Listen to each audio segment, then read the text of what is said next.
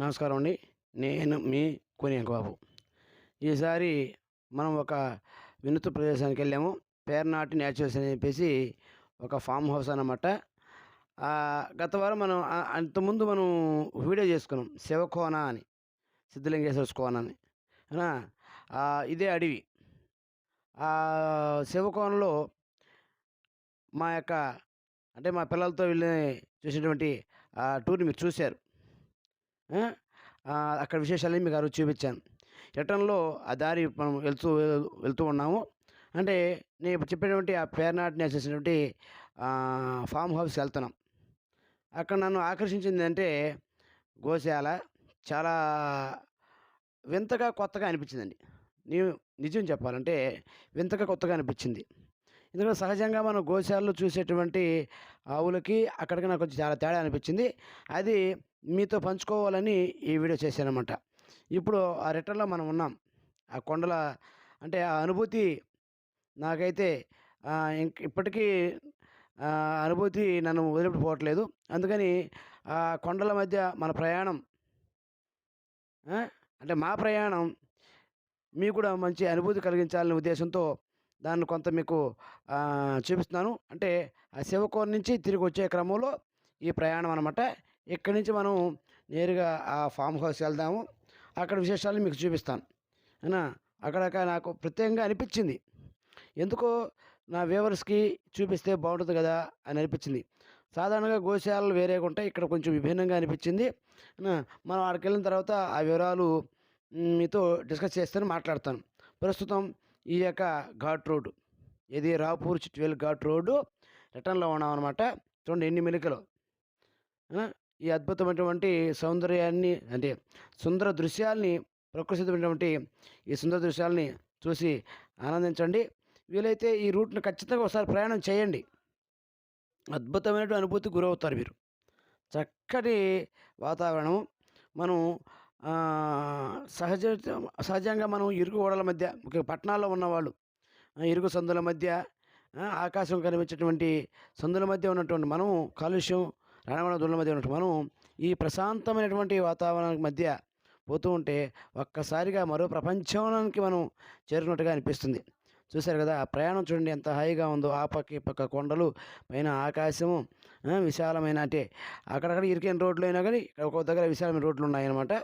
చాలా చక్కగా అనిపించింది నాకైతే. అందుకే మీతో నేను ఈ యొక్క అనుభూతిని పంచుకోవాలని ఈ వీడియోను మళ్ళీ కంటిన్యూ చేస్తున్నాను. మా పిల్లలతో ఇక్కడి నుంచి నేరుగా అక్కడికెళ్ళాము. చూడండి బ్రహ్మాండమైనటువంటి మలుపులు. ఏ మలుపుకి ఆ మలుపు అద్భుతమైనటువంటి సీనరీస్ అనమాట. చాలా బాగుంది కదా! ఇప్పుడు మనం నేరుగా ఫామ్ హౌస్‌కి వెళ్తాం. ఇది పేనాటి వారి ఫామ్ హౌస్ అనమాట.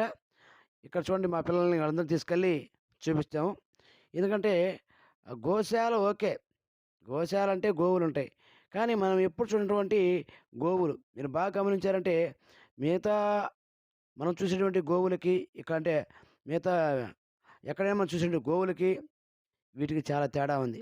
మీకు దగ్గర నుంచి కూడా చూపిస్తాను. వీటిని ఇక్కడ వాళ్ళు ప్రత్యేకంగా అంటే ఇది రాపూరు, పెంచులకొన మధ్యలో ఈ యొక్క ఫామ్ హౌస్ వస్తుందనమాట. పేర్నాటి నేచురల్స్ అని చెప్పేసి. ఆ! ఇక్కడ మా పిల్లలు కాస్త విజ్ఞాన యాత్రలో భాగంగా దీన్ని చూపించడం జరిగిందనమాట. ఏది ఈ పేర్నాటి నేచురల్స్ అనేటువంటి ఇక ఇంకోటి చూడండి. ఇక్కడ ఇంకో విషయం ఏందంటే చాలా సైంటిఫిక్ అయినటువంటి దాంతో ఇక్కడ చేస్తున్నారన్నమాట. అంటే ఆయుష్ డైరీ ఫార్మ్ అంట. ఈ పేర్నాటి నేచురల్స్ లోపల ఉన్నటువంటి ఈ గోశాలని ఆయుష్ పేర్నాటి ఫార్మ్స్. అంటే మీకు పేరు చూడంగానే అర్థమవుతుంది.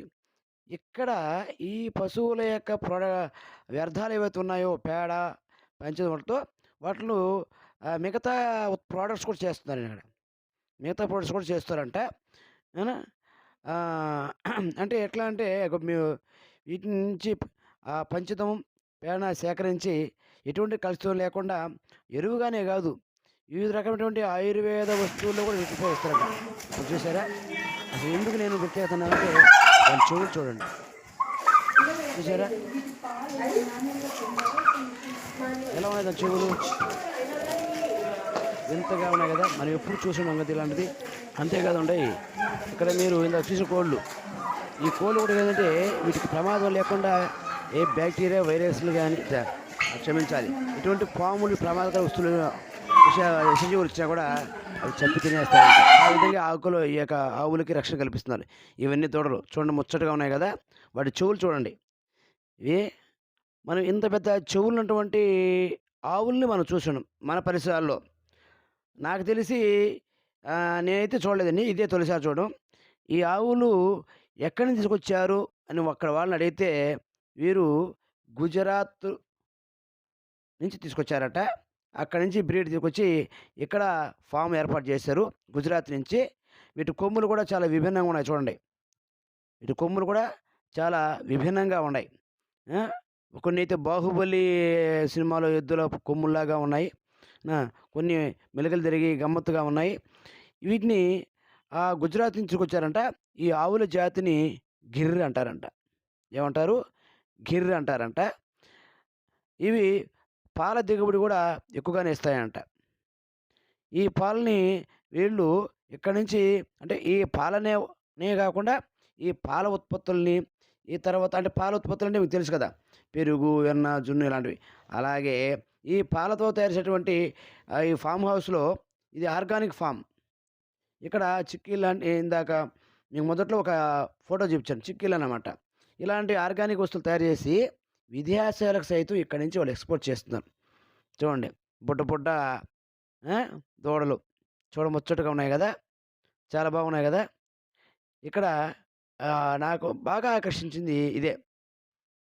వాటి చెవులు చాలా వింతగా అనిపించాయి. వాటి కొమ్ములు చూడండి నేను చెప్పాను కదా! బాహుబలి ఎద్దుల్లాగా పెద్ద కొమ్ములు. అయినా ఇది గిరిజాతికి చెందినటివే. అద్భుతంగా ఉన్నాయి గదా! చూసే కొద్దీ చూడాలనిపిస్తుంది. సహజంగా ఇలాంటివన్నీ మనకు అందుబాటులో ఉండవు. కానీ ఈ ఫార్మ్ హౌస్ వాళ్ళు మనకి ఈ అవకాశం కల్పించేందుకు వారికి కృతజ్ఞతలు తెలియజేస్తున్నామండి. ఆ! చెవులైతే చాలా గమ్మత్తుగా ఉన్నాయి. ఆ! అంతేకాకుండా ఇక్కడ ఒంగోలు జాతి ఎద్దులను కూడా ఉంచున్నారండి. ఒంగోలు జాతి ఆవులను, ఎద్దులను కూడా ఇక్కడ పెంచుతున్నారు. అలాగే ఇంకో విషయం ఏందంటే పుంగనూరు గూడా ఉన్నాయి. మీకు చూపిస్తాను. ఆ! ఇది గిరిజాతి ఎద్దనమాట.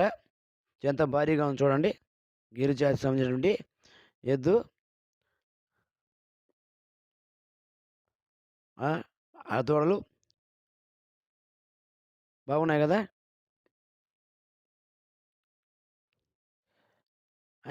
అంటే మనం సహజంగా చూసే వాటికి, వీటికి చూడంగానే తేడా తెలిసిపోతుంది. చూడంగానే తేడా తెలిసిపోతుంది. కొన్ని కొమ్ములు గూడా చిత్రంగా ఉన్నాయి చూడండి. కొమ్ములు గూడా చాలా విచిత్రంగా ఉండి, చాలా ఆకర్షణీయంగా ఉన్నాయన్నమాట. ఇక్కడ వీరు తీసుకునే జాగ్రత్తలు చాలా హైలీగా ఉన్నాయండి. ఆ! ఎప్పటికప్పుడు పరిసరాలు శుభ్రం చేసుకుంటూ, ఇప్పుడు మీకు చూపించేది పొంగనూరు. ఇవి పొట్టిగా ఉంటాయి. ఇంతే ఇంక హైట్ పెరగవు ఇయి. ఇప్పుడు ఒంగోలు గిత్తలు. ఇవి ఒంగోలు అన్నమాట. ఇందాక చూపించింది పొంగనూరు, ఇప్పుడు ఒంగోలుయి. అంతకుముందు మనమంతా చూసింది గిర్.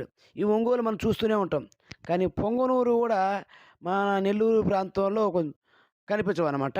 ఈ గోశాలలో తప్ప. ఇక్కడ పొంగనూరు, గో అలాగే, అలాగే ఒంగోలు గిత్తలు, తర్వాత చూసుకుంటే ఈ గిర్రు. ఇలా అన్ని రకాలైనటువంటివి ప్రధానమైనటువంటి జాతికి సంబంధించినటువంటి మనం ఆవుల్ని ఇక్కడ ఈ ఫామ్‌లో చూడొచ్చు.